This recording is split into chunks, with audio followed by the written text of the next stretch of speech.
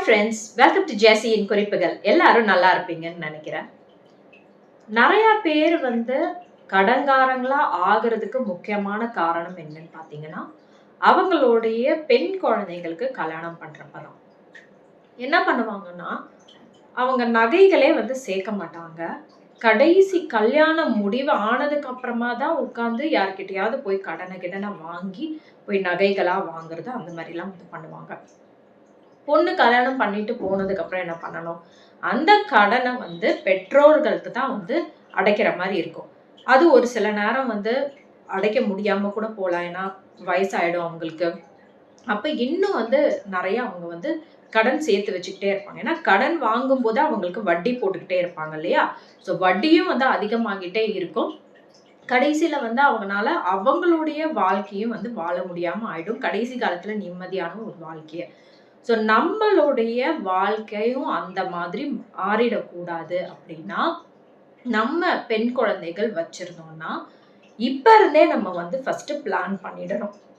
நம்ம குழந்தைக்கு எவ்வளவு நகை போட போறோம் அப்படிங்கிறது உங்களுடைய தகுதிக்கு ஏற்ப நீங்க டிசைட் பண்ணிக்கோங்க. இப்ப குறைவான சம்பளத்துல இருக்கிறோம், நாங்க எப்படி நகை போடலாம் அப்படின்னா, இப்பதான் உங்க குழந்தைக்கு ஒரு 10 வயசு ஆகுது, இல்லைன்னா ஒரு 15 வயசு ஆயிடுச்சுனாலும் ஒரு 25 வயசுல தானே நீங்க கல்யாணம் பண்ண போறீங்க. இன்னும் ஒரு 10 வருஷமாவது உங்ககிட்ட இருக்கும். அதுக்குள்ள நீங்க சேர்க்க ஆரம்பிங்க.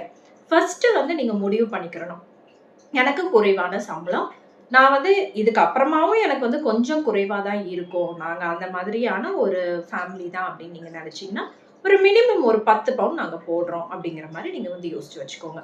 மற்றவங்க கொஞ்சம் மிடில் கிளாஸ்லாம் இருக்கிறவங்க, ஒரு 30,000க்கு மேல சம்பளம் வாங்குறவங்க எல்லாரும் ஒரு 50 பவுன் நகை சேர்த்து வைக்கிற மாதிரி நீங்க பாத்துக்கலாம். இது நம்ம பார்க்கும்போது 50 பவுனா அப்படின்னு நம்ம நினைக்கலாம். ஆனா கொஞ்சம் கொஞ்சமா முயற்சி செஞ்சோம்னா கண்டிப்பா இந்த மாதிரி நகைகளை நம்ம குழந்தைங்களுக்கு நம்ம சேர்த்து வைக்கலாம். ஸோ இன்னைக்கு நான் இந்த 50 பவுனை நம்ம எப்படியெல்லாம் சேர்க்க ஆரம்பிக்கலாம் அப்படின்றத பத்தின டிப்ஸை தான் நான் இன்னைக்கு சொல்ல போறேன். அதனால ஸ்கிப் பண்ணாம கடைசி வரைக்கும் இந்த வீடியோவை பாருங்க. இந்த வீடியோ பிடிச்சிருந்தது அப்படின்னா மறக்காம ஒரு லைக்கும் கமெண்ட்டும் பண்ணுங்க.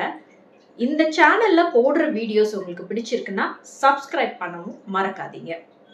நம்மளுடைய சப்ஸ்கிரைபர்ஸ் நான் சொல்ற அந்த சேவிங் டிப்ஸை எல்லாமே ஃபாலோ பண்ணி அவங்க அவங்க வீட்டுக்கு கோல்டு காயின் அந்த மாதிரி எல்லாமே வாங்கியிருக்காங்க.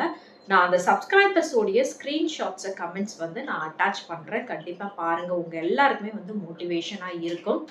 ஒவ்வொருத்தரும் முடிவு எடுத்துக்கணும், நம்ம கண்டிப்பா சேர்க்க தான் ஆரம்பிக்கணும். நீங்க ஸ்டூடெண்டா இருக்கலாம், உங்களுடைய கல்யாணத்துக்காகவே நீங்க சேர்த்து வைக்கிறது கூட பிளான் பண்ணிக்கிறலாம்.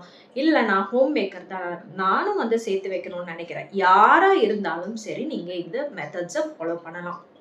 ஸோ ஃபர்ஸ்ட் விஷயம் என்னன்னு பாத்தீங்கன்னா, கோல்டு சீட்டு ஒன்று ஆரம்பிச்சுக்கோங்க. அது 1000 ரூபாய்க்கு இருந்தாலும் பரவாயில்ல, நீங்க ஒரு கோல்டு சீட்டை போடுங்க. இந்த கடையில தான் போடணும், அந்த கடையில தான் போடணும்னு இல்லை. எந்த கடையில உங்களுக்கு விலை நியாயமா தெரியுதோ, வேஸ்டேஜ் குறைவா கொடுக்குறாங்க, கிராம்ஸ்ல உங்களுக்கு சேர்க்கறாங்க அப்படின்னா கோல்டு சீட்ல கண்டிப்பா ஒவ்வொரு வருஷமும் நீங்க இன்வெஸ்ட் பண்ணுங்க. இதுலதான் உங்களுக்கு காசு இன்வெஸ்ட் பண்றதும் உங்களுக்கு தெரியாது, நகையும் சேர்ந்துகிட்டே வரும் உங்ககிட்ட.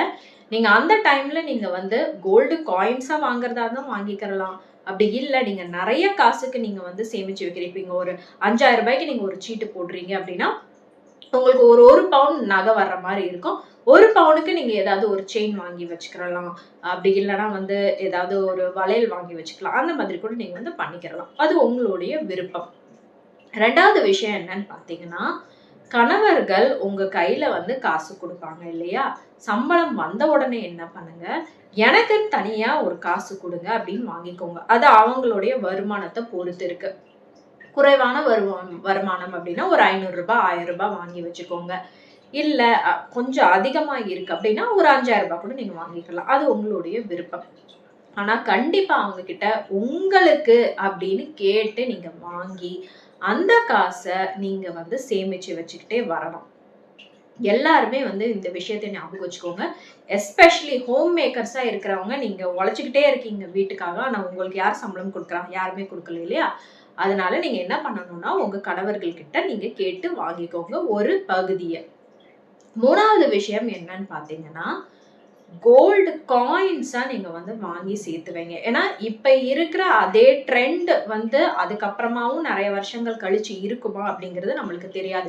அப்ப நம்ம பெண் குழந்தைங்களுக்கு வேற மாதிரியான மாடல் நகைகள்லாம் பிடிக்கலாம். ஸோ அந்த டைம்ல போயிட்டு நம்ம இப்பயே நகையை வாங்கி வச்சுட்டு அதுங்களுக்கு அப்புறமா பிடிக்கல அப்படின்னா அது வந்து திரும்பவும் போய் மாத்தி நம்ம திரும்பவும் வந்து நகையா மாத்துற மாதிரி இருக்கும். அப்ப இப்பயும் நம்ம வந்து வேஸ்டேஜ் எல்லாம் பே பண்ணிட்டு இருப்போம், மேக்கிங் சார்ஜ் பே பண்ணுவோம். அதுக்கப்புறமா திரும்பி போய் மாத்தும் போது அவங்க எல்லாத்தையும் கழிப்பாங்க. புது நகைகளுக்கும் நம்ம வந்து வேஸ்டேஜும் மேக்கிங் சார்ஜும் போட்டு வாங்கணும். அப்ப நகையோட விலை இப்பயே வந்து 1 பவுன் 50,000 ரூபாய் மேல போயிடுச்சு. இன்னும் ஒரு 10-15 வருஷம் கழிச்சு யோசிச்சு பாருங்க அது எவ்வளவு இருக்கும். ஸோ அதனால வந்து உங்க பிள்ளைகளுக்கு பிடிக்குமா பிடிக்காதா அப்படின்னு யோசிச்சுட்டு அதுக்கு ஏத்த மாதிரி நீங்க வந்து கோல்டு காயின்ஸா நீங்க வந்து சேர்த்து வச்சுக்கிட்டே வரலாம். ஒவ்வொரு மாசமும் ஆர்டி அப்படின்னு சொல்லிட்டு தனியா நீங்க சேமிச்சு வச்சுக்கிட்டே வாங்க. அது 1000 ரூபாய் இருந்தாலும் பரவாயில்ல, 2000 ரூபாய் இருந்தாலும் பரவாயில்ல, உங்களுடைய தகுதிக்கு ஏற்ப தனியா போட்டு விட்டுருங்க. இப்போ போஸ்ட் ஆஃபீஸ்ல நீங்க ஆர்டி போட்டீங்கன்னா உங்களுக்கு வட்டி விகிதம் கொஞ்சம் அதிகமா இருக்கும். பட் மினிமம் நீங்க வந்து 5 வருஷத்துக்கு போடணும். ஸோ 5 வருஷம் அப்படின்னாலும் வந்து உங்களுக்கு அது ஒரு பெரிய அமௌண்ட்டா தான் வந்து சேரும். ஸோ அதுக்காக கண்டிப்பா நீங்க வந்து பேங்க்லயோ போஸ்ட் ஆஃபீஸ்லயோ எதுல வேணும்னாலும் ஒரு ஆர்டியை ஓப்பன் பண்ணி வச்சுக்கோங்க. இப்போ நீங்க ஒரு பெரிய அமௌண்ட் உங்க கையில சேர்ந்ததுன்னா நீங்க போய் அதுக்கு ஏதாவது ஒரு நகை கூட நீங்க வந்து வாங்கி வச்சுக்கலாம். அப்படி இல்லை நான் காயின்ஸா வாங்கிக்கிறேன் அப்படின்னாலும் நீங்க வாங்கிக்கிறலாம். அடுத்த டிப் என்னன்னு பாத்தீங்கன்னா, சாவரன் கோல்டு பாண்ட்ஸ்ன்னு இருக்கும். இதை பத்தி நீங்க கேள்விப்பட்டிருப்பீங்க. இப்ப ரீசெண்டா கூட வந்து ஆர்பிஐ இதை செல் பண்ண ஆரம்பிச்சாங்க. அந்த மாதிரி உங்ககிட்ட வந்து காசு இருக்கு, நீங்க எதுல இன்வெஸ்ட் பண்ணலாம் அப்படின்னு பாத்தீங்கன்னா, இந்த மாதிரி சாவரன் கோல்டு பாண்ட்ஸ்ல இன்வெஸ்ட் பண்ணிக்கலாம். ஏன்னா 8 வருஷத்துக்கு அதை வந்து உங்களால எதுவுமே பண்ண முடியாது. இப்ப இருக்கிற தங்கத்துடைய விலை மாதிரியே இருக்காது. ஆர்பிஐ வந்து அவங்க ஒரு ரேட்டை செட் பண்ணுவாங்க. அந்த டைம்ல இருக்கிற அந்த மார்க்கெட் கோல்டு பிரைஸோட மினிமம் 1 கிராம் நீங்க வந்து வாங்குற மாதிரி இருக்கும். உங்க கையில வந்து ஒரு பேப்பர் மாதிரி தான் அவங்க வந்து கொடுப்பாங்க. பேப்பர் டாக்குமெண்ட் மாதிரி. பிசிக்கலா உங்க கையில வந்து எந்த ஒரு கோல்டும் வந்து இருக்காது. ஆனா 8 வருஷத்துக்கு அப்புறமா வந்து அவங்க அப்ப இருக்கிற அந்த தங்கத்தோடைய விலைக்கும் சேர்த்து அவங்க வந்து போட்டு உங்ககிட்ட கேஷா அவங்க வந்து ரிட்டர்ன் பண்ணிடுவாங்க. ஸோ இந்த மாதிரி சாவரன் கோல்டு பாண்ட்ஸ் நீங்க வந்து வாங்கி வச்சுக்கலாம். அடுத்த டிப் என்னன்னு பாத்தீங்கன்னா, உங்க பெண் குழந்தைங்களுக்கு பிறந்த நாள் வரும்போது நீங்க வந்து கொஞ்சம் அவங்களுக்கான செலவுகளை கொஞ்சம் கம்மி பண்ணிட்டு ஒரு சாதாரண ஒரு ஃப்ராக்கோ ஏதோ ஒரு ட்ரெஸ் மாதிரி வாங்கிட்டு ஒரு சின்ன கேக் வாங்குறதா இருந்தா நீங்க வாங்கிக்கலாம். உங்களுக்கு அந்த பழக்கம் இருந்தது அப்படின்னா. இல்ல எங்களுக்கு அந்த பழக்கம் இல்லைனாலும் நீங்க அட்லீஸ்ட் ஒரு 1/2 கிராம் 1 கிராம்லயாவது ஒரு காயினோ இல்லைன்னா ஏதோ ஒரு மோதிரமோ ஒரு கம்மலோ ஏதோ ஒண்ணு வாங்கி அவங்களுக்காக வைங்க. இப்ப கம்மல்லாம் வாங்கி வச்சீங்கன்னா கண்டிப்பா நிறைய வருஷங்களுக்கு இருக்கும். ஸோ அந்த மாதிரி ஒவ்வொரு பிறந்த நாளுக்கும் அவங்களுக்கு வந்து நீங்க வாங்கி வச்சுக்கோங்க. உங்களுக்கு ஆனிவர்சரிஸ் வரும்போதும் நீங்க என்ன பண்ணணும்னா, நான் ஒரு 10,000 ரூபாய்க்கு ஒரு பட்டு புடவை தான் வாங்கிப்பேன் அப்படின்னா, பட்டு புடவை எத்தனை தடவை நீங்க கட்ட போறீங்க? அதனால தேவையில்லாத செலவுகளை கொஞ்சம் குறைச்சிக்கிட்டு நீங்க நகைகள் வாங்குறதுல இல்லைன்னா கோல்டு காயின்ஸ் அந்த மாதிரி வாங்குறதுல நீங்க வந்து பாருங்க. ஒவ்வொரு வெட்டிங் ஆனிவர்சரிக்கும் நீங்க வந்து ஒரு 1 கிராம் வாங்குனீங்க அப்படின்னாலும் ஒரு 15 வருஷத்துக்கு 15 கிராம் உங்ககிட்ட வந்து சேர்ந்துரும்.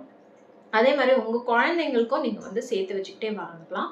நீங்க தனியா சேர்த்து வைக்கிறத தவிர நீங்க வந்து இந்த மாதிரி சேர்த்து வைக்கும் போதும் உங்ககிட்ட வந்து நிறைய வரும். அடுத்த டிப் என்னன்னு பாத்தீங்கன்னா, எல்லாருமே ஒரு உண்டியல் வச்சுக்கோங்க. நீங்க இப்ப கடைக்கு போறீங்க, ஒரு 45 ரூபாய் ஆகுது உங்களுக்கு பொருள் வாங்குறதுக்குன்னா, மிச்சம் இருக்கிற 5 ரூபாயை எடுத்துட்டு வந்து உங்க உண்டியல்ல போட்டுருங்க. அந்த மாதிரி தான் நீங்க வந்து சேமிக்கவே முடியும். நீங்க வந்து இப்போ ஒரு பட்ஜெட் போட்டு வச்சிருக்கீங்க. இவ்வளவு பட்ஜெட்டுக்குள்ள என்னுடைய செலவுகள் எல்லாம் முடிக்கணும்னு. அதை விட குறைவா எப்பயுமே வந்து செலவு பண்ண கத்துக்கோங்க. அந்த மிச்சமாகிற காசையும் எடுத்துட்டு வந்து உண்டியல்ல போட்டு வைங்க. இந்த உண்டியல் காசு நம்ம நினைக்கலாம் எவ்வளவு சேரும்னு. பட் கண்டிப்பா வந்து ஒரு வருஷத்துக்கு நீங்க சேர்த்து வச்சீங்கன்னா கூட நிறைய காசு சேமிக்க ஆரம்பிக்கலாம். அப்புறம் நீங்க அதை எடுத்துட்டு போய் ஒரு கோல்டு காயினாவோ நகையோ நீங்க வந்து வாங்கிக்கிறலாம். அடுத்த டிப் என்னன்னு பாத்தீங்கன்னா, நீங்க வந்து இந்த டிஜி கோல்டு அதுக்கப்புறம் வந்து கோல்டு லாக்கர் இந்த மாதிரி விஷயங்கள்லாம் இருக்கு. அதுல நீங்க வந்து போட்டு வைக்கலாம்.